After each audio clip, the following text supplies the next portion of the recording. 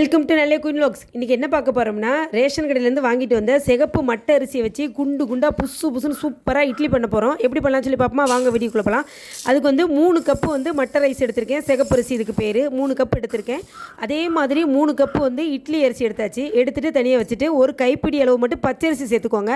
அவ்வளோதான், தனியாக இருக்கட்டும். அதே மாதிரி 1 கப்பு உளுந்தும் 1/2 ஸ்பூன் வெந்தயம் சேர்த்துக்கோங்க. சேர்த்துட்டு பருப்பு தனியாக, அரிசி தனியாக, தனித்தனியாக தண்ணி ஊற்றி நல்லா அலசி, அழுக்கு நிறையா இருக்கும் ரேஷன் ரைஸ்ன்றதுனால நல்லா க்ளீன் பண்ணி எடுத்துகிட்டு அதை ஒரு 6 மணி நேரம் ஊற வச்சு வச்சுருங்க. இப்போ ஃபஸ்ட்டு நம்ம ஊற வச்ச உளுந்தை தான் எடுத்து அரைக்க போகிறோம். மிக்சியில் தான் அரைக்க போகிறோம். ஃபஸ்ட்டு உளுந்து எடுத்து அரைச்சாச்சு. அரைச்சிட்டு பாத்திரத்துக்கு மாற்றியாச்சு. அதே மாதிரி ஊற வச்சிருந்த எல்லா அரிசியுமே அரைச்சி எடுத்தாச்சு. எனக்கு 3 தடவை அரைக்க முடிஞ்சிச்சு. அரைச்சி எடுத்து பாத்திரத்தில் ஊற்றியாச்சு. ஆனால் பாத்திரத்தை விட மாவு அதிகமாக இருந்தனால மிக்ஸ் பண்ண முடியல. அதனால் வேறு ஒரு பிளாஸ்டிக் பாத்திரத்துக்கு மாற்றியாச்சு. மாற்றிட்டு இப்போ தேவையான அளவுக்கு மட்டும் மாவு எடுத்து உப்பு போட்டு மிக்ஸ் பண்ணி வச்சாச்சு. மீதி மாவை தனியாக ஒரு கண்டெய்னரில் ஊற்றி ஃப்ரிட்ஜில் ஸ்டோர் பண்ணி வச்சாச்சு. இப்போ மாவு நல்லா நைட்டு ஃபுல்லாக புளிக்க வச்சுருங்க. நல்லா புளிக்கட்டும். காலையில் பார்த்தோம்னா நல்லா சாஃப்டாக புளிச்சு வந்திருக்கும். எப்படி புளிச்சு வந்திருக்குன்னு பாருங்கள். நல்லா ஃப்ளஃபியாக மாவை பார்க்கும்போதே நல்லா பஞ்சு மாதிரி தெரியுது பாருங்கள். இந்த மாதிரி இருந்தால் தான் இட்லி சூப்பராக இருக்கும். அவ்வளோதாங்க, வேலை முடிஞ்சு.